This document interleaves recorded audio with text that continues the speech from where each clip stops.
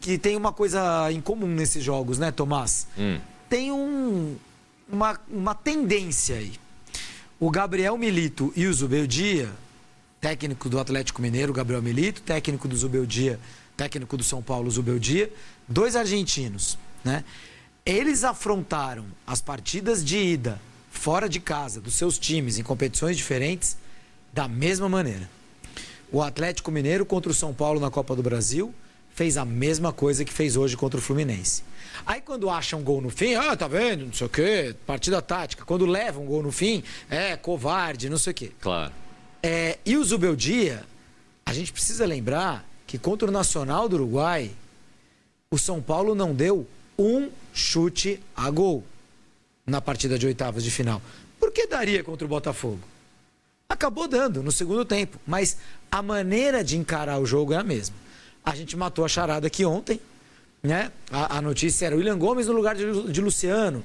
Tinha gente especulando talvez no lugar do Caleri. E a gente falou aqui, talvez o São Paulo entre sem o tal do quarteto da frente. Não tem sentido entrar com o quarteto da frente. Talvez entre com o jogador a mais no meio de campo. O que o São Paulo fez foi entrar com um zagueiro a mais. E aí eu acho que não foi a leitura correta do Zubeldia. Eu acho que a história ali era reforçar o meio de campo.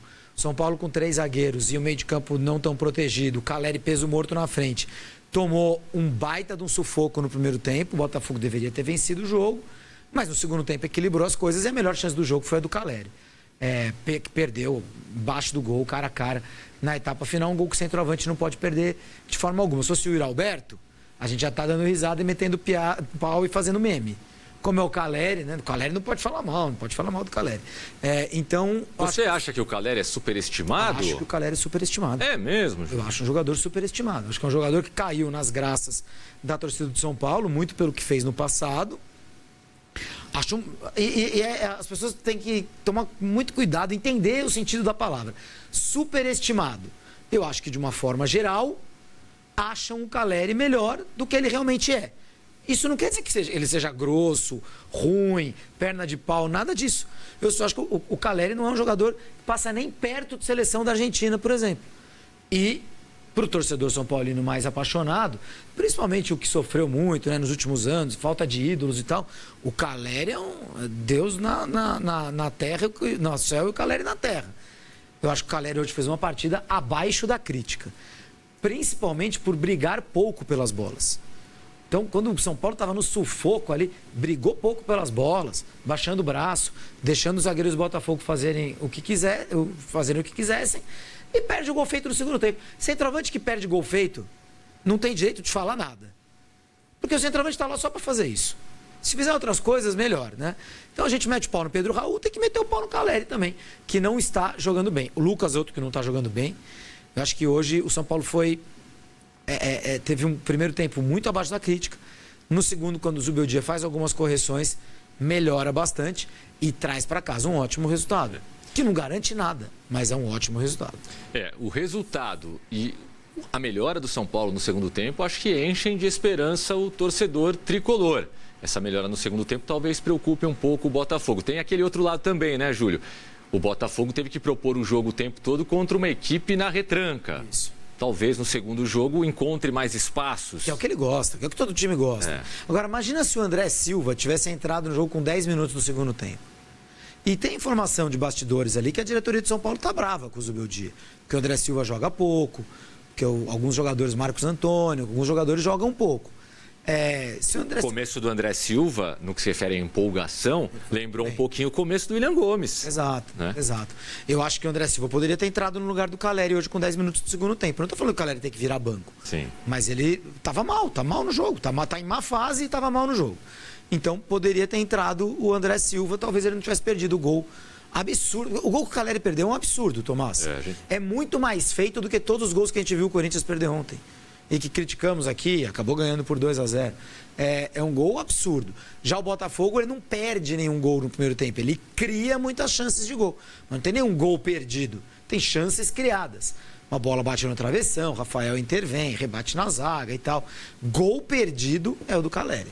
Muito bem. Daqui a pouco você vai falar se o Luciano talvez tenha voltado aí a cavar uma vaga de titular no time do São Paulo. Mas antes, números de Botafogo e São Paulo. Já já também a gente vai falar dos laterais do Botafogo. O Vitinho, segundo jogo dele, me parece que foi muito bem. Quero ouvir a opinião do Júlio sobre o Alex Telles. Posse de bola, 64-36. Veja que a posse de bola do Botafogo foi bem maior. Chutes a gol é um massacre, né?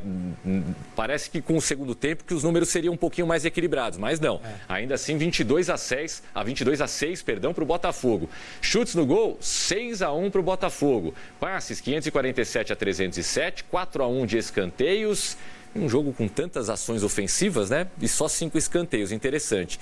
E faltas cometidas, São Paulo cometeu 2 a mais, Júlio. Pois é, esse um chute a gol do São Paulo aí já foi na reta final do segundo tempo, um chute do Luiz Gustavo. O São Paulo teve 15 minutos, o São Paulo melhorou no segundo tempo, porque foi um baile do Botafogo no primeiro, né?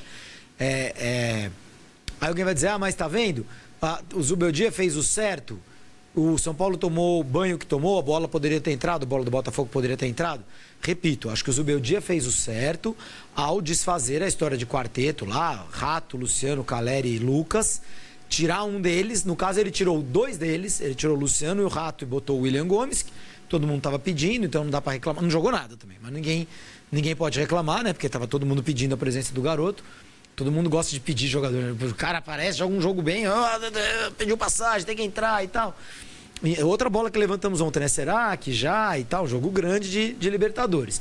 Não se acanhou nem nada, o jogo não ajudou, mas não jogou nada. Então o Zubeldia tirou 2 deles, o que eu acho que poderia ter colocado alguém a mais no meio de campo. E ele colocou o Sabino no time. E o São Paulo jogou com 3 zagueiros, Rafinha e Wellington pelos lados. Só que os laterais foram afundando. O São Paulo ficou com uma linha de 5, com 2 volantes e 3 jogadores na frente. A bola não passou nem perto deles. E como eu disse, me desapontei com a falta de briga do Caleri, né? Quando, as raríssimas vezes, a bola chegava lá na frente.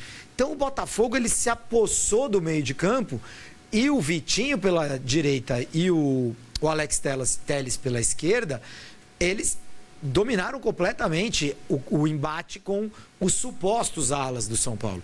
O Vitinho fez um grande jogo, acabou de chegar, acabou de estrear no Botafogo.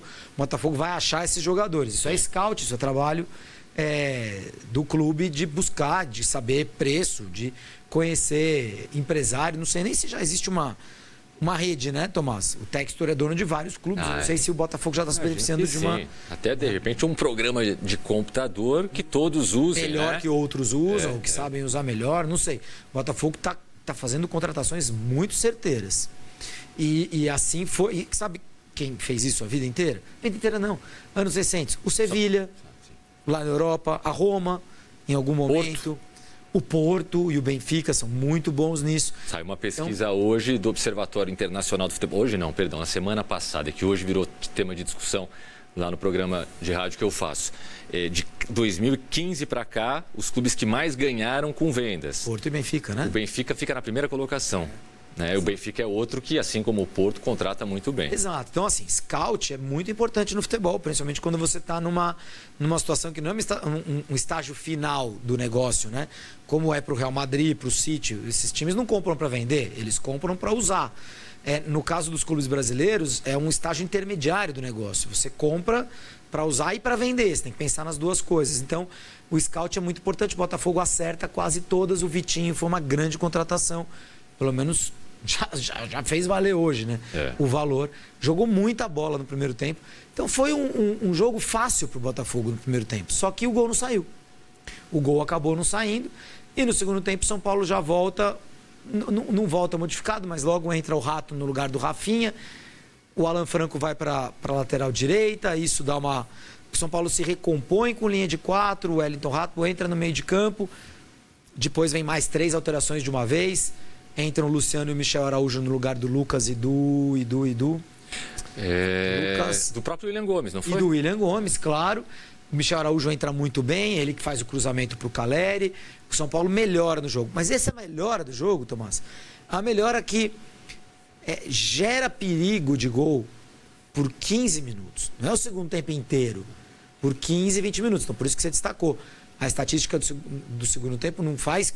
Não é que a gente vai falar primeiro tempo do Botafogo, segundo do São Paulo. E ainda assim, no meio desses 15 minutos, o Botafogo tem 3 chances seguidas ali, né, num determinado recorte dessa melhora do São Paulo. O Botafogo tem chances no segundo tempo, até porque ele tem mais espaço, ele gosta de jogar com espaço. Mas o Botafogo realmente perdeu o momento do jogo, que era o do primeiro tempo. Tudo aberto para a partida de volta, Tomás. Tudo muito aberto. Vamos conferir 2 destaques da partida? Um de cada lado, um do Botafogo, um do São Paulo. Começando pelo visitante goleirão Rafael. 6 defesas, 45 ações com bola. Acabou sendo decisivo o arqueiro tricolor. E do lado do Botafogo, Savarino, com 90 minutos em campo. Uma bola na trave, né? Uma belíssima finalização ainda no primeiro tempo. De fora da área. Foram 2 finalizações ao todo, Júlio. E 84%, aí acertou 84% dos passes o venezuelano do Botafogo. Lembrando que das finalizações do Botafogo no primeiro tempo, 7 foram de dentro da grande área. O Botafogo se aproximou muito da meta. Eu gosto do destaque do Savarino, Tomás, porque a gente se acostumou no Brasil ao longo dos anos, da nossa vida, a analisar futebol, a observar futebol, sempre com a ótica individual de cada jogador. E eu acho que o Savarino é a grande prova, o cara que está aqui do meu lado, de como esse Botafogo é bem montado, mas ele é um grande coletivo. Ele é um time bem montado no sentido de jogadores que tenham um encaixe e que atendam a proposta de futebol que o clube tem e tem construído nesses últimos 2 anos. Porque o Savarino do Atlético Mineiro, tinha alguém se estapeando pelo Savarino? Não. Tinha alguém aí querendo...